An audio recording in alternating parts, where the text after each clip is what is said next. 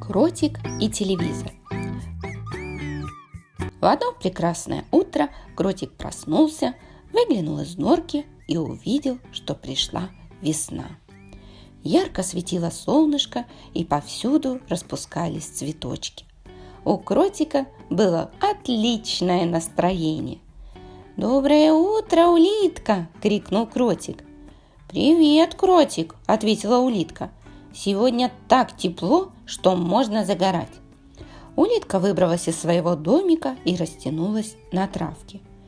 «Нет, просто так лежать скучно», – сказала вдруг улитка и снова полезла в домик. Улитка вытащила телевизор и поставила его на крышу. «Ух ты! Что это такое?» – удивился Кротик. «Это телевизор. Он показывает разные фильмы и передачи», – гордо сказала улитка и, довольная, устроилась перед экраном. «Я тоже хочу посмотреть», – обрадовался Кротик. Кротик с улиткой все утро смотрели телевизор. Концерт закончился, и теперь им показывали передачу про обитателей морей и океанов.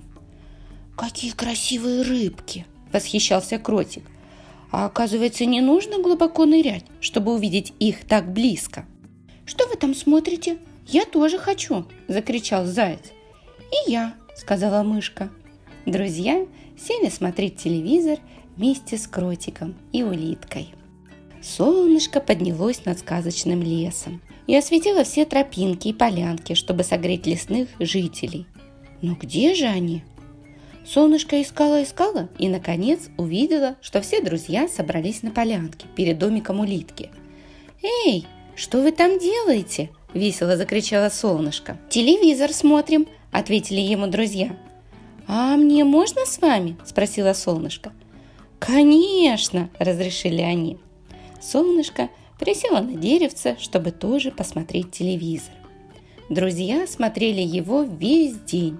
Наступил вечер, и солнышку пора было ложиться спать.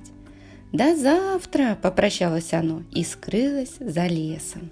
Кротик тоже устал и начал зевать, но не хотел покидать друзей. В конце концов он стал засыпать прямо на полянке. «Ой, пора и мне в кроватку», – решил он и пошел к своей норке. «Покойной ночи!» – попрощался Кротик с друзьями. «До завтра, Кротик!» – ответили они. Кротик начал осторожно залезать в свою норку, но он был таким сонным, что не удержался и упал прямо на кроватку. «Наконец-то я в своей теплой мягкой постельке!» – довольно сказал Кротик и сразу заснул. В сказочном лесу наступила ночь, а друзья все еще смотрели телевизор. На небе появился месяц. Он увидел на полянке друзей и очень удивился. «Почему вы еще не в своих кроватках?» – спросил он. «Мы смотрим очень интересный фильм. Садись смотреть с нами», – предложили ему друзья. И месяц устроился перед телевизором вместе с ними. Месяц так засмотрелся, что совсем забыл о времени. «Ох, уже утро пришло!» – воскликнул он и поспешил домой. «Но как же я успею добраться вовремя?» Он оглянулся, и тут месяц увидел в небе созвездие Большая Медведица, похожая на ковш. «Придумал!» – обрадовался он.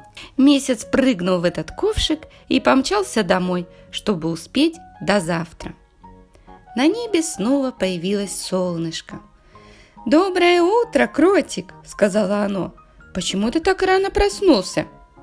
«Хочу поиграть с друзьями в мячик», – ответил Кротик. «А потом мы пойдем купаться». «Но где же они?» – удивился он. Солнышко решило ему помочь найти друзей. «Синичка, давай искать вместе», – предложила солнышко. «Хорошо», – согласилась Синичка. Они оглядели все полянки. «Вы уже проснулись?» – удивилась солнышко, увидев друзей перед телевизором. «А мы сегодня и не ложились», – ответили ему друзья. «Смотрели очень интересный фильм про лягушонка Ква-Ква». Кротик тоже увидел друзей и громко свистнул. «Эй, пойдем играть в мячик», – позвал Кротик. «Не, Кротик, мы лучше телевизор посмотрим. «Это намного интереснее, чем просто играть в мячик», – ответили ему друзья. «Ну, я же не могу играть один», – огорчился Кротик. «Тссс, не мешай нам», – сказала мышка. «Что же мне теперь делать?» – загрустил Кротик. «Никто не хочет со мной играть». «Ну и ладно, пойду искупаюсь», – решил Кротик. Водичка была теплая, и он весело плескался в волнах. Кротик даже придумал новую игру. Бросал мячик в волны, а те кидали его обратно. Оказалось, что в эту игру можно играть и без друзей. «Кротик, не брызгайся! Вода может попасть в телевизор, и он сломается!» – крикнула ему с берега улитка. Прошла весна, наступило лето, а Кротик продолжал играть один. Однажды погода испортилась, и пошел дождик. Кротик этому даже обрадовался. Улитка сказала, что телевизор сломается, если в него попадет вода. Дождик намочит телевизор. Они не смогут его больше смотреть и будут играть со мной, размышлял он. «Эй, давайте покатаемся на велосипеде!» – крикнул Кротик друзьям. «Нет, Кротик, мы заняты!» – ответили они. Чтобы телевизор не намок, друзья прикрепили над ним зонтик и продолжали смотреть. Пожелтела трава, облетели листочки, пришла осень. Кротик начал делать запасы на зиму. Он собирал груши и яблоки и готовил из них варенье. «Теперь-то уж они точно не смогут смотреть телевизор», – думал Кротик, «ведь скоро погода испортится, и на полянке станет холодно». Но друзья придумали, как им смотреть телевизор даже в плохую погоду. Они принесли из дома мягкие подушки, теплое одеяло и удобно устроились перед экраном. Долгими осенними вечерами Кротик сидел дома и рисовал картинки. В его норке было всегда тепло и уютно. «Нарисую много красивых картинок и развешу по стенам, чтобы украсить домик», – радовался Кротик. Он уже меньше скучал по друзьям и нашел для себя много интересных занятий, которые можно было делать в одиночку. А друзья тем временем все продолжали смотреть телевизор. Их засыпало осенними листиками, но они не обращали внимания, ведь по телевизору показывали столько всего интересного. «Ура! Зима пришла!» – обрадовался однажды Кротик. Он оделся потеплее и пошел кататься на лыжах. «Вы не замерзли?» – спросил он друзей.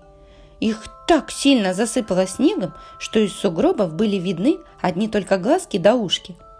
«Нет, Кротик, нам совсем не холодно», – ответили ему друзья. И вот зима закончилась, и на небе снова появилось яркое солнышко.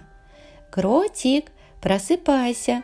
Весна пришла!» – закричало солнышко и заглянуло в норку. Кротик выбрался из норки и решил проведать друзей на полянке. Но что же с ними случилось? «Кротик, паси нас!» – закричали они.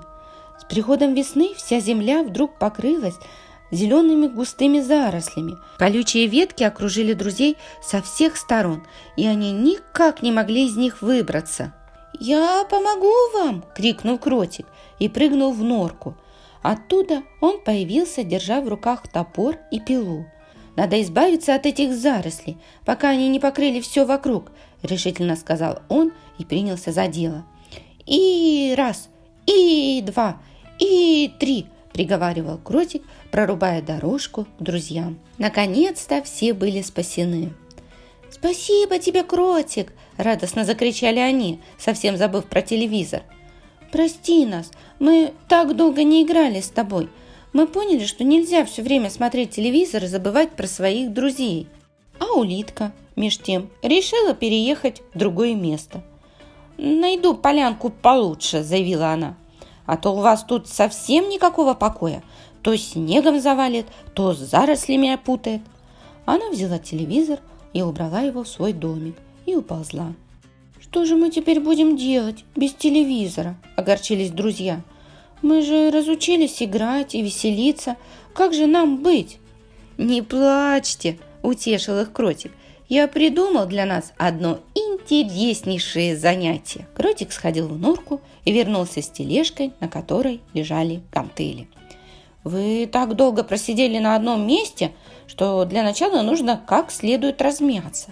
Давайте сделаем вместе зарядку, а потом во что-нибудь поиграем». Друзья обрадовались и начали делать зарядку. «Раз, два, три, четыре», – бодро командовал кротик. «Ежик, не отставай, у нас впереди целый день, чтобы заняться чем-нибудь интересным».